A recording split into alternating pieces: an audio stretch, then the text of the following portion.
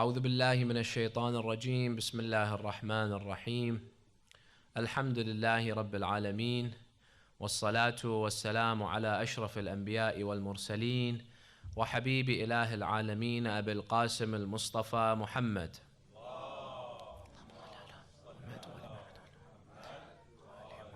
وعلى أهل بيته الطيبين الطاهرين الهداة المهديين واللعنة الدائمة على أعدائهم أجمعين إلى قيام يوم الدين.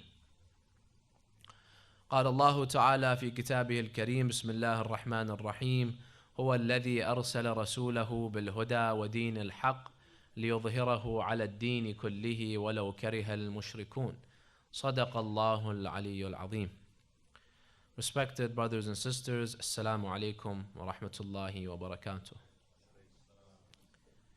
When we look at the ahadith of Ahlul Bayt concerning the signs of the reappearance of the Imam, we notice that most of the signs occur in the Middle East.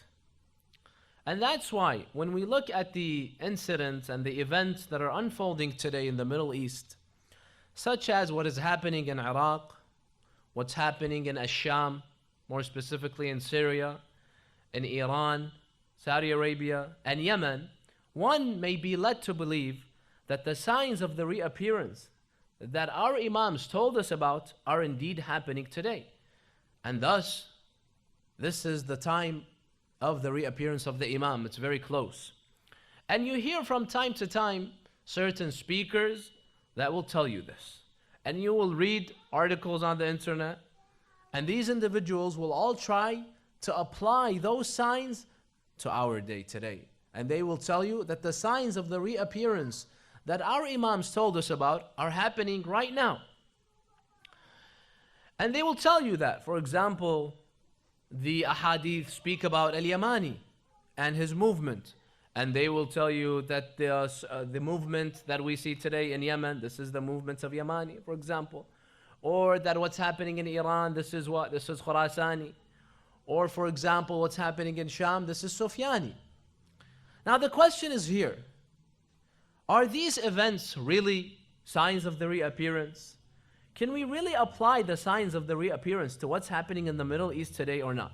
Now, it would be very pleasant and easy for me to come out and tell you yes, 100% these are the signs of the reappearance. And this would be music to certain individuals' ears. But unfortunately, it's not that simple. I cannot just come out and tell you that these incidents and these events and what's happening in the Middle East are for sure signs of the reappearance of Imam al-Mahdi. Why? For two reasons. Number one, first of all, we have to understand the ahadith of the reappearance. The ahadith of the signs of the reappearance, we have to understand them. And in order to understand them, there is a lengthy, complicated process. We have to, first of all, only rely on ahadith that are mentioned in our reliable sources. You see, sometimes someone will bring you a hadith that's mentioned in sources that are not reliable. It has to be a hadith that's from the reliable sources. Bihar al-Anwar, which mentions most of the ahadith concerning the signs of the reappearance, or the early books that mention it, like Kamaluddin, wa Tamamul Na'ma, Ghaybatul Tusi, Ghaybatul Na'mani, Al-Kafi, and all these other books. And then once we make sure it's from a reliable source, we have to understand the hadith in the correct way. Why? Because sometimes the Imams speak figuratively, sometimes they speak literally. I have to differentiate. The terminology has changed from the time of the Imam to now. What do I mean? We see in some ahadith the Imams speak about the Turks. Who are the Turks? The Turks of the time of the Imams are different than the Turks of, for example, the Ottoman Empire. And the Turks of the Ottoman Empire may be different than the Turks of today. Who exactly are the Turks? Is it Turkey? For example, Azerbaijan, can we consider that as Turks? For example, there are Turks in Iran, in Tabriz. Are those also Turks or not? So the terminology is vague sometimes. Likewise, the geography of certain countries has what? Has changed. For example, Bilad al-Sham. When the Imam says, Ash-Sham, this will happen in Sham and this will happen. What exactly is Sham? Because to us now, Sham is what? Sham is Syria, Damascus. In fact, when we say Sham, we mean specifically Damascus. While back then, Sham was much bigger. All of Syria, maybe you could have considered it Sham, Palestine, Jordan, Lebanon. All these countries were collectively Sham. So we have to be careful when we say this is a sign of reappearance, because we have to understand what the Imams were saying. This is number one. Number two, we have to also realize that many of the signs of the reappearance were general signs, meaning that they may happen many times throughout history. Now the Imam meant a specific incident, but since he said it in a general way, it could apply many times. Now what do I mean? If we go back to history, we will find that almost in every generation, there were certain events and incidents that happened, and the Shia of that time, they automatically assumed that this was a sign of the reappearance of the Imam. And if we were alive, if we were living during that time, we would have also interpreted those events as being signs of the reappearance. Years, tens of years, hundreds of years passed by, and nothing happened. The Imam never reappeared. Let me give you a few examples from history. Example number one. During the inception of the government of Bani al-Abbas, some companions of the Imams, they thought that the government of Ahlul Bayt could be applied to Bani al-Abbas. Why? Because we have a hadith that says one of the signs of reappearance, this is from Rasulullah and Imam Ali, is Iqbal Rayat Sud min Khurasan. There will be black standards that will come from Khurasan towards Iraq. Now, some of the companions, they thought that this is Bani al-Abbas. Why? Because who led the movement of Bani al-Abbas? Abu Muslim al-Khurasani. He was from Khurasan, correct? He came towards Iraq, and the standard of Bani al-Abbas and Abu Muslim al-Khurasani was black. So some of them said, this is what Rasulullah was speaking about in Imam Ali. But then they realized that this was not it. He was not speaking about this standard. This is what? This is the inception of Bani al-Abbas. Likewise, the collapse of Bani al-Abbas, you find certain scholars, they interpreted this as being a sign of the reappearance. 800 years passed so far and nothing happened. Imam al-Mahdi has not appeared. Why? We have a hadith from the Imam, and I spoke about this in the first lecture, that say that if the kingdom of Bani Fulan begins to collapse, then know that al-Mahdi will appear after that. Now the Imams didn't say the kingdom of Bani al-Abbas, they said Bani Fulan, the kingdom of a certain household. They didn't say a name. Many ulama, they said they're speaking about Bani al-Abbas. And that's why the Shia that lived during that stage, when the government of Bani al-Abbas was collapsing, many of them thought this was a sign of the reappearance. And many of them said Imam al-Mahdi will appear soon. Now, I mentioned in my first lecture, other ulama say this was a sign, but Allah erased it. Bada happened to it. But many other ulama say that Bada never happened in this sign. The Imam didn't say Bani al-Abbas, he said Bani Fulan. You guys assumed, you Shia assumed incorrectly that we were speaking about Bani al-Abbas. And that's why you find amongst the ulama that lived during that time was Syed ibn Tawus. Syed ibn Tawus lived during that age. It's narrated that Syed ibn Tawus said that I am 100% certain, based on the what? The political events that I'm seeing, I am 100% certain that Imam al-Mahdi will appear in my time. And this is how many years ago? 800 years ago. 800 years passed by, nothing happened. So this is what? This is a second example of certain events that the Shia saw. They thought this was a sign of reappearance, nothing happened. Let me give you a third example. In one of our ahadith, it says that amongst the signs of the reappearance is this: وَنُزُولَ التُّرْكِ الْجَزِيرَةِ. The hadith says the Turks from the north, they will come down to the island or to the peninsula and they will rule it. Now what is this speaking about? Now, when the Ottomans, they conquered Mecca and Medina from the north, their base was in present Turkey. When they conquered Mecca and Medina, many Shia, they said this is what the ahadith were speaking about, because at-Turk are the Ottoman Empire. They will what? They will come down to the peninsula or the island. They came down and they conquered Mecca and Medina. So they said this is one of the signs of the reappearance. And this was how many years ago? Hundreds of years ago. And nothing happened. The Imam did not reappear. So this is what? This is number 3. Number 4. It's narrated that about 100 years ago, a group of Shia, they left from Iraq and they went to Syria. They went to visit a Sayyidah Zainab in Sham. Now on their way there, they spent one night in Asham, in Damascus. They spent a night there. While they were spending the night in that area, they were told that amongst the people of that area was a man by the name of Ambasa. And they were told that that same night that they spent there, Ambasa, he had a child, his wife gave birth. And they were told that he named his child Uthman. So what's the name of this child now? Uthman ibn Ambasa.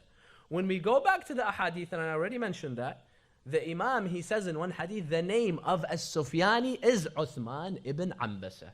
And this child's name was Uthman ibn Ambasa.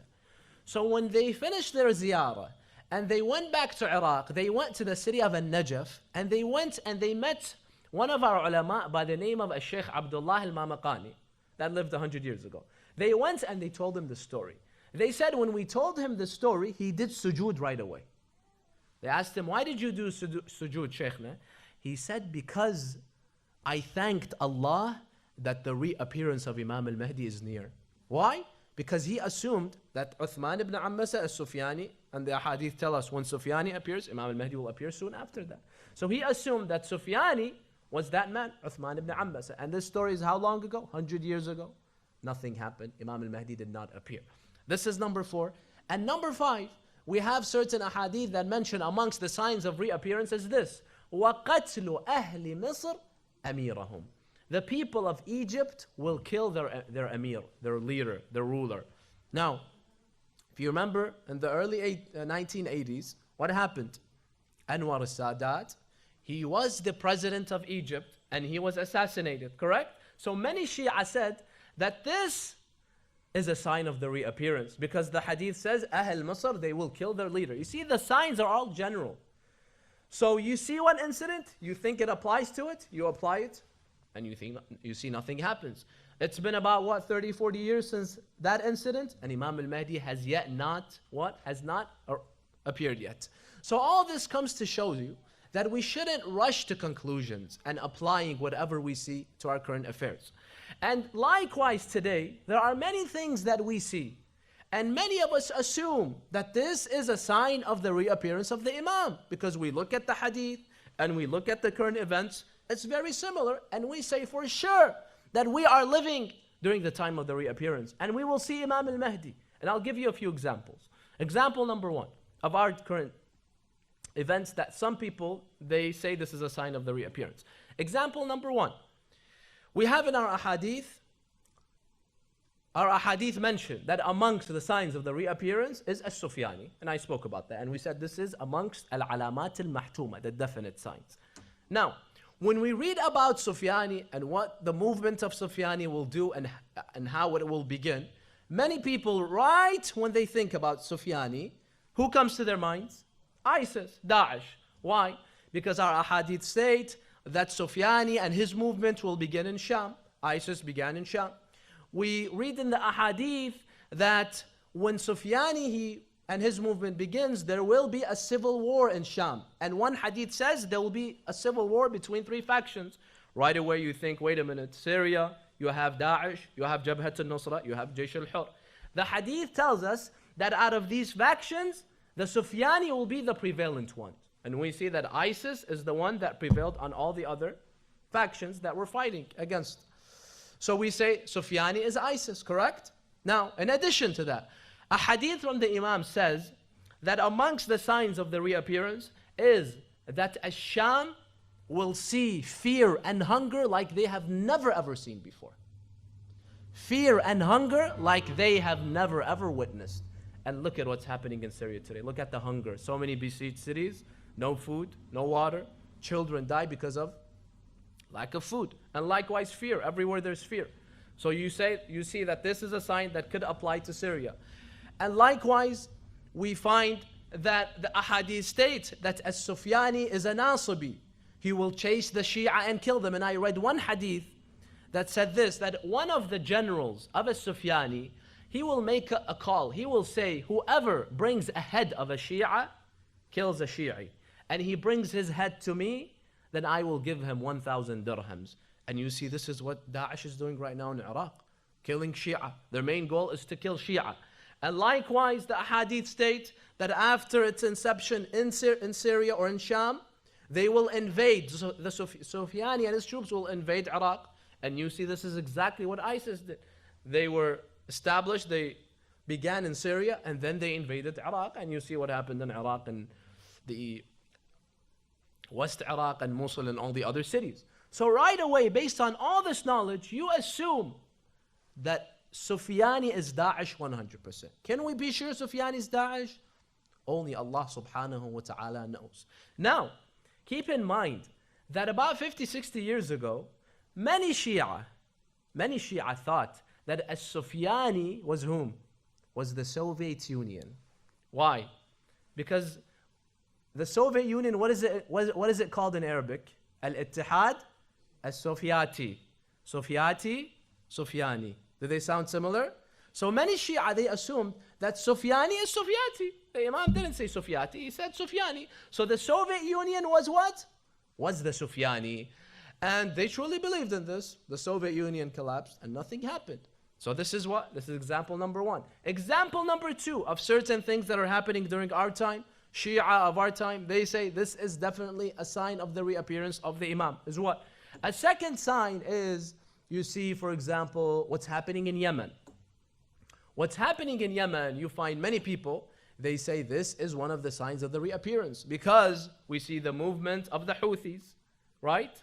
And they are fighting the Nawasibs, the enemies of Ahlul Bayt. And the ahadith speak about a movement that will begin in Yemen called the movement of Al-Yamani.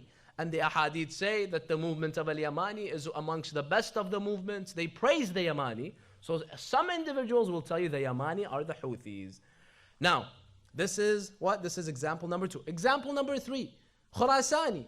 Khurasani, likewise, the ahadith tell us, is a movement that will begin towards the side of Khurasan in Iran. And they will also fight the enemies of Ahlul Bayt, and they will fight against ISIS. Some individuals say Khurasani today is whom? Is Iran, because they were fighting ISIS and they stopped ISIS from basically destroying Iraq and also attacking Iran. So they will tell you that Sufyani is Iran. This is number three. Number four also, another example that you have of today. We have a hadith that says amongst the signs of the reappearance is this: وَخَلْعُ الْعَرَبِ أَعِنَّتَهَا وَخُرُوجُهَا عَنِ السُّلْطَانِ. Amongst the signs of the reappearance is that the Arabs will revolt against their kings and leaders and they will topple them and remove them. Many people say this is what? Obviously this is the Arab Spring, what we saw in Egypt and Libya and Tunis and the surrounding countries. So they automatically assume that what the Imam said 1,000 years ago, they were speaking about the Arab Spring that happened a few years ago. This is what? This is number four. Number five, we have a hadith from the Imam that says this. He says, مَنْ يَضْمِنْ لِي مَوْتَ عَبْدِ اللَّهِ أَضْمِنْ لَهُ الْقَائِمِ. He says, whoever sees a king by the name of Abdullah, whoever sees that king and that king dies, whenever that king dies, then Al-Mahdi will appear soon after that. And then the Imam, he says, once this king Abdullah dies, the family that he's from, the ruling family, they will begin to disagree amongst them, and they will not agree on one individual, and their king and their rulers will begin to change every month or every few months. And then the narrator, he asks, will this take a long time? He says, no. The Imam says, when Abdullah dies, shortly after, soon after, Al-Mahdi will appear. Many people will tell you this is speaking about Saudi Arabia. King Abdullah that died almost a year and a half ago, this was the king that the Imam was speaking about. Was he speaking about that king? Only Allah subhanahu wa ta'ala knows. This is example number five. Example number six, a sixth example of what's happening right now. There are hadith that tell us this. They speak about al-rayat al-sufr.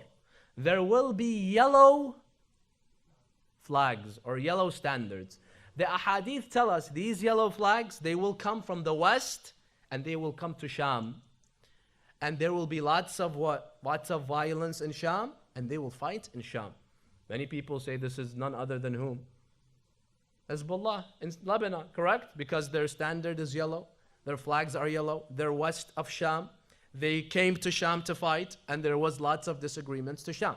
Now, I just want to tell you one thing. The hadith do not praise these individuals. They don't say these are good people. The hadith just speaks about them. It just says that amongst the signs of the reappearance is that these individuals, they will come to Sham. So the hadith do not praise the people that they have the yellow standards. In fact, some ulama, they understand that these are evil individuals. But you have certain people that say, no, these are good people, and these are the certain group that we mentioned in Lebanon. So this is another example. Another example, a sixth example, which number did we reach? Is we have a hadith that I already mentioned. The Imam, he says, amongst the signs of the reappearance is there will be what? This verse will apply. He read this verse. وَلَنَبْلُوَنَّكُمْ بِشَيْءٍ مِّنَ الْخَوْفِ وَالْجُوعِ وَنَقْصٍ مِّنَ الْأَمْوَالِ. Amongst the things the Imam said, that amongst the signs of the reappearance is there will be what? Lack of money, lack of wealth. There will be a recession. There will be a global recession. And that's why you have certain Shia today, certain scholars, certain speakers that have come on the minbar and have said, I have heard them, they have said that the global recession of 2008, this was what Imam al-Sadiq was speaking about 1,000 years ago, when he said that amongst the signs of the zuhur, of the reappearance of the Imam, is that there will be a global recession. Was Imam al-Sadiq truly speaking about this? Only Allah knows. And finally, we have in our ahadith, the Imams, they speak about the people of two countries. Number one, the people of Palestine, and number two, the people of Bahrain. I saw a hadith speaking about the signs of reappearance. The Imam, he says, amongst the signs of the reappearance is the people of Bahrain and the people of Palestine. They will endure very, very difficult times. They will go through difficult times. The Imam says, Al-waylu li ahli al-Bahrain. Woe unto them. This is how difficult a time they will go through. And many people, they say the Imam was speaking about this time, the occupation that's taking place in Palestine, and what happened, the revolution of the people of Bahrain the past few years, and how the government started a major crackdown against them. So, the point that I'm trying to tell you is, there are many incidents that are always happening, and we, the Shia, assume that these are automatically signs of the reappearance. Are they necessarily signs of the reappearance? Only Allah knows. We cannot rush and saying that this is a sign of the reappearance of the Imam for sure. We cannot say for sure that these are signs of the reappearance. Because these are general signs. The Imam says black standards, yellow standards, Sufyani. They could apply to anyone. How can I be 100% sure that the Imam is speaking about this movement? Just like I mentioned the stories of Shia that lived many years ago. They saw certain things in their time. They thought this was a sign. Nothing happened. Remember I mentioned Sayyid ibn Tawus, 800 years ago. He witnessed the collapse of what? Of Bani al-Abbas. He said, this is a sign and Imam al-Mahdi will appear in my time. This is 800 years ago and nothing happened. So we shouldn't rush, my friends. And that's why the hadith of Imam al-Sadiq, he mentions this. This is all from our hadith. He says in one hadith, Imam al-Sadiq, about not rushing and assuming. Don't assume everything you see, this is a sign automatically. Don't assume Imam al-Mahdi will come in your time. Have hope, yes. It's good to have hope in al-Mahdi. Say, I hope these are signs of the reappearance. Say, inshaAllah, the Imam, I will see him in my time. But do not say for sure. Only Allah knows for sure if these are the signs of the reappearance. Maybe 100 years will pass, 200 years will pass, and nothing will happen. Thus, Imam al-Sadiq, he says in the hadith, he says, كَذَبَ الْوَقَّاتُونَ. He says, number one, that those individuals that give you a time, they will tell you Imam al-Mahdi will appear in this year. These individuals are imposters, they're liars, do not believe them. No one knows but Allah. And then the Imam says, وَهَلَكَ الْمُسْتَعْجِلُونَ. Those individuals that what? They're always in a rush. Oh, they assume this is a sign. Oh, Imam al-Mahdi is going to come in my time. These people, halaku, they're going to die without seeing Imam al-Mahdi. They're making a big mistake. So don't rush, don't be in a hurry. Oh, this is a sign, that's a sign, Imam al-Mahdi is coming next year. هَلَكَ الْمُسْتَعْجِلُونَ. And then he says, وَنَجَى الْمُسَلِّمُونَ. He says those individuals that will be safe, those individuals whose position and mentality is correct, is those that what? That say, I don't know when Imam al-Mahdi will reappear. The point is, I'm ready. Whether Imam al-Mahdi appears tomorrow, whether he appears in 50 years, or whether he appears in 1,000 years. The point is, I am ready, I do my wajibat, and I am ready. So this is the correct mentality, Imam al-Sadiq says. Don't always rush and assume that these are signs. Say whenever Imam al-Mahdi comes, I will be ready. We should always be ready for Imam al-Mahdi. And in another hadith, it's mentioned that the ashab of Imam al-Sadiq, they had gathered around Imam al-Sadiq and they were speaking about the signs of the reappearance. And they were applying to some of the events of their time, to that time, because many Shia, they thought that, the government of Al-Mahdi, because to them Al-Mahdi wasn't clear who's going to be, which of the Imams is going to be Al-Mahdi, and which of the Imams will rise. So some of them, they were saying, maybe it's going to be in our time. Al-Mahdi is going to appear very soon. Imam al-Sadiq, he said these words. He says, إِنَّمَا هَلَكَ النَّاسِ مِنْ أَجْلِ اسْتِعْجَالِهِمْ لِهَذَا الْأَمْرِ. He said, how many individuals have incorrectly assumed that these are signs of the reappearance, and they weren't signs. How many individuals have incorrectly assumed that Imam al-Mahdi will appear soon, and Imam al-Mahdi did not appear soon.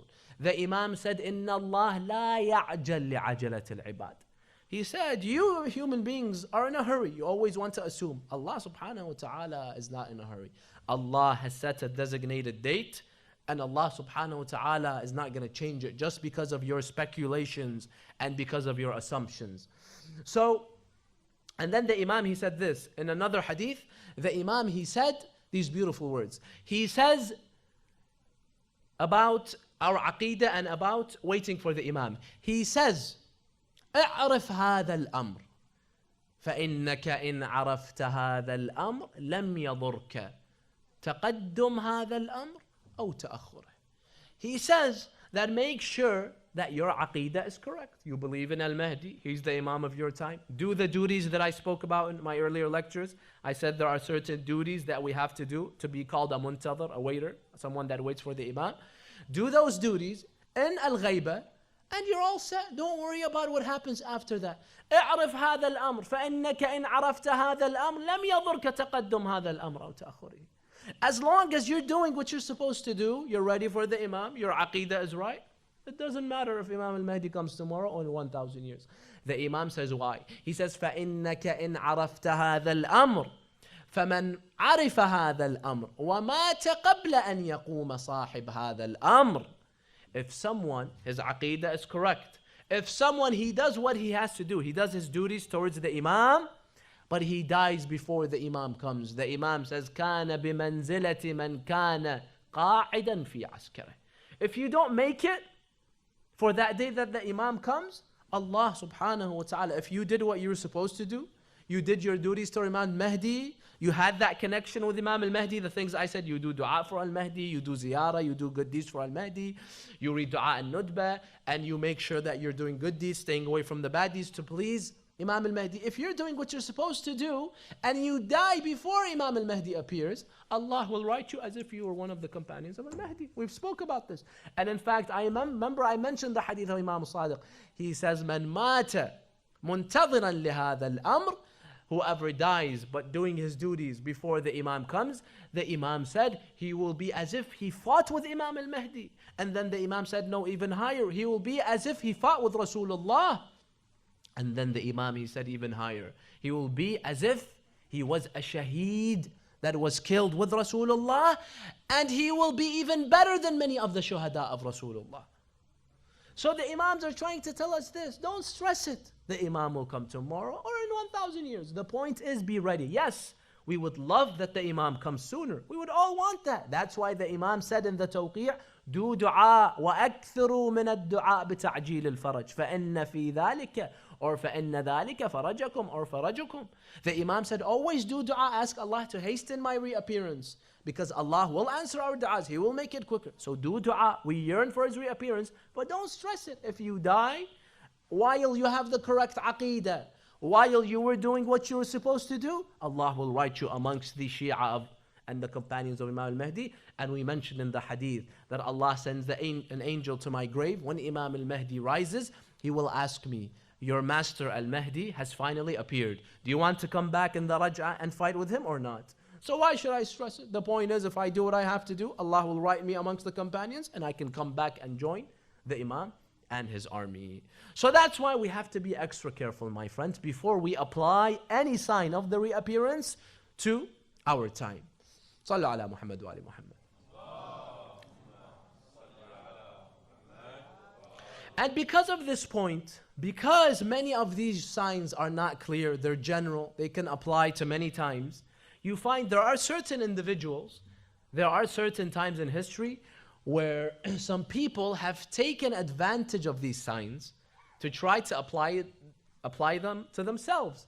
Certain imposters throughout history have claimed to be Al-Mahdi, or they have claimed to be some of the supporters of Al-Mahdi. Let me give you two examples. One example is of Bani al-Abbas. Bani al-Abbas, when they came to power, they claimed that our government that we formed, this is the government of Al-Mahdi. Rasulullah spoke of Al-Mahdi, right? He said, Al-Mahdi min atrati, min ahli bayti. He said that Al-Mahdi is from my family. He said that Al-Mahdi, he will come at a time in which the world is filled with what? With injustice. He will fill it with justice. They said Rasulullah was speaking about us. Do you see how they twist these ahadith so that they can benefit from them? Why? They said, number one, the Prophet said that Al-Mahdi will be what? And his government, they will be from my family. They said, we are the cousins of Rasulullah, Bani al-Abbas. So he was speaking about us. That's number one. Number two, they said that the ahadith indicated that he will come at a time in which the world is filled with injustice. They will remove the injustice, the government of Al-Mahdi. Yes? They say Rasulullah was speaking about Bani Umayyah. The injustices of Bani Umayyah. We removed Bani Umayyah and we are filling the world with justice. This is number two. Number three, they said that the ahadith indicated that a sign of the reappearance will be what? We mentioned this. The black standards from Khurasan. And the what? And the movements of Bani al-Abbas was begun by whom? Abu Muslim Khurasani from Khurasan, and his standard was black. So they said the Prophet was speaking about us.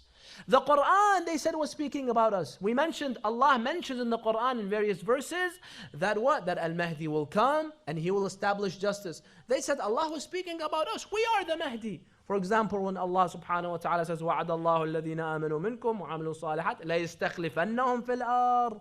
Allah subhanahu wa ta'ala will make you khalifas. Allah was speaking about us. When Allah says, هُوَ الَّذِي أَرْسَلَ رَسُولَهُ بِالْهُدَى وَدِينِ الْحَقِّ لِيُظْهِرَهُ عَلَى الدِّينِ كُلِّهِ, He was speaking about us. When Allah said, for example, in the Quran, وَنُرِيدُ أَن نَمُنَّ عَلَى الَّذِينَ اسْتُضْعِفُوا فِي الْأَرْضِ وَنَجْعَلَهُمْ أَئِمَّةً وَنَجْعَلَهُمْ الْوَارِثِينَ. Allah was speaking about us. We want to make amongst the weak, we want to make them what? We want to make them khulafa. Likewise, when Allah subhanahu wa ta'ala said in the Holy Quran, وَلَقَدْ كَتَبْنَا فِي الزَّبُورِ مِنْ بَعْدِ الذِّكْرِ أَنَّ الْأَرْضَ يَرِثُهَا عِبَادِيَ الصَّالِحُونَ. We are ibad Allah salihun. So they tried to what? They tried to show people that we are the Mahdi. And that's why the second Khalifa of Bani al-Abbas was whom? Was Al-Mansur. Al-Mansur, do you know what he did? He did a very evil he prepared an evil plan, and amongst the evil things he did to fool people was that he named his son Al-Mahdi. The third Khalifa of Bani al-Abbas was Al-Mahdi, the son of Al-Mansur. Why did he name it Al-Mahdi? To say that Rasulullah spoke of Al-Mahdi, this is the Mahdi. Khalas, yalla, follow him back. He wanted to fool the whole world, the whole Shia. This is the Mahdi that Rasulullah spoke. He's from the family of Rasulullah, Bani al-Abbas, and so on and so forth. This is one example of certain imposters that try to take advantage of these signs of reappearance because they're general signs. Another example you have currently today. Today, in Al-Basra in Iraq, and I spoke about this in one of my lectures, there is a certain person by the name of Ahmed ibn Gwata, or Ahmed Gwata they call him. This person, he and his followers, they claim that he is the Yamani. Sayyid al-Yamani that we mentioned amongst the definite signs of the reappearance is al-Yamani. They say al-Yamani is this individual. And they say that we have to join him and that he is what? He is preparing the people for the Imam and he is an ambassador of the Imam. And I also went on his website once. I saw that he says that I am the grandson of Imam al-Mahdi as well. There's like 4 parents between him, 4 fathers between him and Imam al-Mahdi. And he has so many followers everywhere. This is also an imposter that what? That has taken advantage of these ahadith. And you see these individuals, first of all, you never see him. No one has seen this guy Gwata. Why doesn't he show himself? And you usually find that these people, if tell them to read 2 verses of the Quran, you see they don't know how to read even 2 verses of the Quran. But then he claims he is what? He claims he's the Yamani. So we have to be careful, brothers and sisters. We shouldn't assume, we shouldn't rush anything we see. We say, oh, this is a sign of the reappearance. Because our fathers, our grandfathers, our ancestors, they thought that what happened in their time was a sign, 100%. Nothing happened. So likewise, our grandchildren, maybe they will say the same. Insha'Allah, yes. Insha'Allah, what's happening now is a sign of the reappearance, but no one knows. The only way to find out is to wait and see. So this is the second point that we have to bring to attention. And finally, the last point about the signs of the reappearance. According to the ahadith, what is the chronological order of the signs of the reappearance? What will happen first? Now, 2 points before I mention the chronological order. The first point is there are some signs that are general signs. They may happen not necessarily right before the Imam appears. They may happen years before. For example, the signs that we said, the world will be filled with injustice and corruption. This is not necessarily a few days before the Imam. This is the general time of the reappearance. But then there are certain signs that will happen a few months before Imam al-Mahdi appears, according to the ahadith. So what is the order of those signs? So that if we saw that order, this could be a clue that Imam al-Mahdi is clear. This is point number one. Point number two, we said, remember that 5 of the signs are definite. The others, their bada' can happen in them. So Allah may erase them. He may remove them, and Allah may leave them. So they may happen. So this is all based on what? On no bada' happening. Maybe bada' will happen, and just the 5 signs will happen. The rest may not happen. But they may happen as well. So we have to keep in mind that bada' may happen, and other than the 5. So what's the sequence of the events? The ahadith tells us that the first major event that will happen before Imam al-Mahdi appears is 3 things will happen in 1 month. The ahadith tell us that As-Sufyani, Al-Khurasani, and Al-Yamani, these 3 individuals and their movements, they will all begin in the same month. Which month? The hadith even mentioned the month. The hadith of the Imam says during Rajab. During Rajab, which is 2 months before Ramadan, you have Rajab, Sha'ban, and Ramadan. During Rajab, Sufyani, Khurasani, Yamani. The Imam says in the hadith that these 3, they will appear in the same year, the same month, and the same day. So this will happen in Rajab. And then the ahadith tell us that Sufyani, he'll begin his movement in Sham. Khurasani, he'll begin his movement from Khurasan. Yamani from the south in Yemen. And Sufyani, what happens is, remember we said there's a civil war. He will prevail in that civil war. And then as Sufyani, after he controls Sham, he will move to Iraq. The ahadith tells us he will invade Iraq. And he will invade Al-Basra, Al-Kufa, Baghdad, and many atrocities, many massacres will be done by him. The ahadith tell us lots of people will be killed in Kufa and Baghdad and Hilla. These 3 cities are mentioned in many of the ahadith. He will kill thousands of the Shia. Thousands of Shia will be killed. And after the destruction in Iraq, he will then direct his what? His troops towards Iran. Then they will try to go and conquer Iran, but the troops of Khurasani will prevent him. So he will retreat. He will go back to Iraq and he will go back to Sham. So this is with Sufyan. And then the ahadith tell us, when will Imam al-Mahdi appear? Some ahadith tell us, Imam al-Mahdi will also appear in Rajab. Other ahadith say in Ramadan, 23rd of Ramadan, Laylatul Qadr, he will appear. But he won't rise. Listen carefully. He won't rise. He will keep a low profile. Imam al-Mahdi will appear, but he won't rise. So only few people will see him. But he will appear. He'll come out from the Ghaiba, 23 of Ramadan. And during that same day, we said amongst the signs of the reappearance was what? Was the Sayha, the heavenly cry of Jibreel. So when Imam Mahdi appears, the same day Jibreel, he will make a call. What will he say? Some ahadith say, he will say this. قَدْ ظَهَرَ الْمَهْدِيُّ مِنْ آلِ مُحَمَّدٍ. That Al-Mahdi from Ahlul Bayt has finally appeared. Other ahadith, he will say, إِنَّ الْحَقَّ مَعَ عَلِيٍّ وَآلْ عَلِي. The haqq, the truth, is with Ali ibn Abi Talib and the family of Ali. Now, this is what? This is during the 23rd night of Ramadan. So, Sufyani appears in Rajab. The next month, Ramadan, Imam Mahdi appears but keeps a low profile. 23rd, Jibreel makes a call. The hadith says that same day, the devil, Iblis, when he hears the call of Jibreel, he will begin to panic. He will say, now Jibreel has, supernaturally interfered. Everyone's going to believe in Al-Mahdi. I'm going to lose. So he begins to panic. He begins to what? He begins to think, how should I disrupt the plan of Jibreel? How should I destroy it? He comes up with a very evil plan.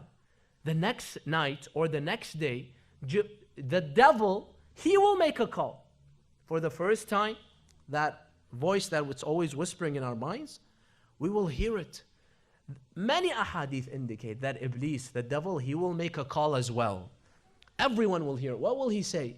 He will say, Al-haqqu fi Uthman wa shi'atah. He says, Jibreel said the haqq is with Ali and his Shia. That Iblis, he will come and say, no, haqq, the truth is with Uthman and his Shia. Now, who's Uthman? One hadith says that by Uthman he means Uthman ibn Affan, the third Khalifa. Another hadith says he means Uthman ibn Ambasa, Sufyani. So now there's a war. Sufyani is claiming he's the truth. Al-Mahdi has appeared now. He's mobilizing his troops, but he's keeping a low profile. So Jibreel says the haqq is with Mahdi. Shaitan comes, he confuses the people. He says, no, haqq is with Sufyani. The narrator, he asked the Imam, so how can we tell which one's the true one? We're going to be confused. He said, those believers, the ones that were true believers, they won't be affected. It's only the ones that their iman was shallow, that they were hesitant to begin with, maybe they will be affected. But the believers who have deep iman, they will not be affected at all. So this is all in Ramadan. And then what happens? Imam al-Mahdi, the ahadith say he will be in Medina until Dhul Hijjah. In Dhul Hijjah, which is the time of Hajj. So Rajab, Ramadan, and then Dhul Qa'dah, the fighting of Sufyani, all the destruction he does in Iraq, until Dhul Hijjah, 2 months after Ramadan. Shawwal, Dhul Qa'dah, Dhul Hijjah, 3 months after Ramadan. Imam al-Mahdi finally sends a messenger to the people of Mecca during Hajj. And we spoke about this. We said this is one of the definite signs of al-Mahdi. He sends whom? Muhammad ibn al-Hasan dhun nafs al-Zakiyah. He sends him to the people of Mecca to prepare the people of Mecca to join him. He goes to Mecca during Hajj, he invites the people. The people of Mecca, they kill him in Masjid al-Haram. When does this happen? The ahadith mention the date. This happens 25 of Dhul Hijjah. So the incidents begin from Rajab, Sha'ban, Ramadan, Dhul Hijjah, Shawwal, Dhul Qa'dah, Dhul Hijjah. 25 of Dhul Hijjah, the hadith state that this messenger of the Imam will be killed in Masjid al-Haram. And then the ahadith state, Imam al-Mahdi will then leave to Medina to go to Mecca. He will go to Mecca.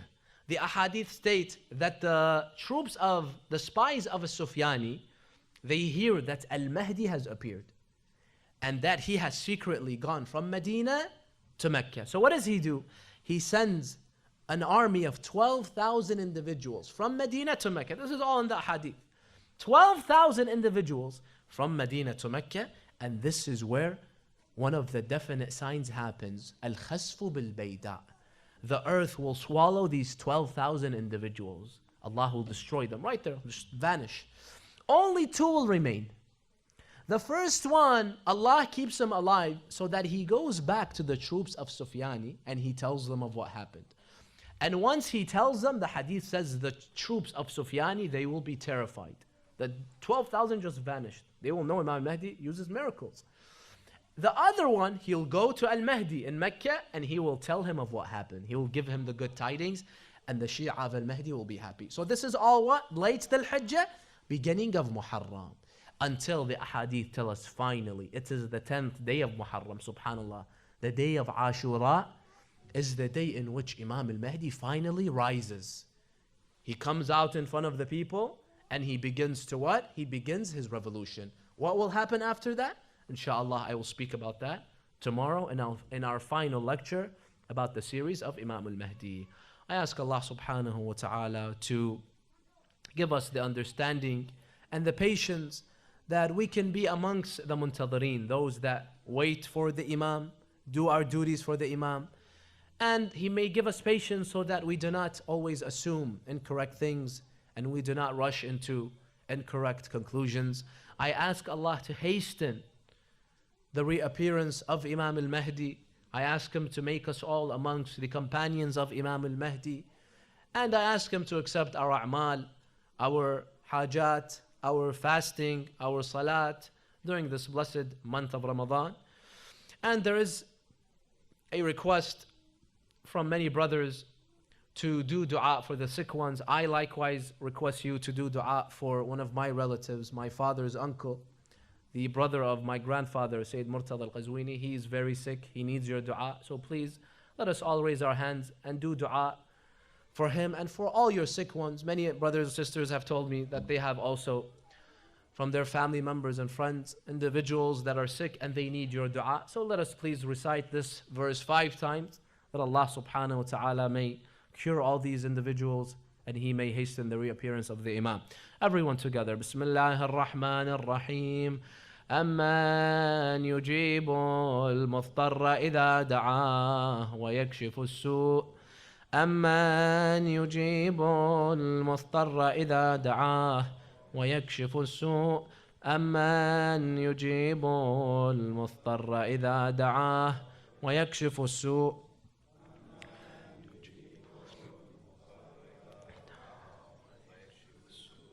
أمن يجيب المضطر إذا دعاه ويكشف السوء وإلى أرواح المؤمنين والمؤمنات نهدي ثواب الفاتحة مع الصلوات.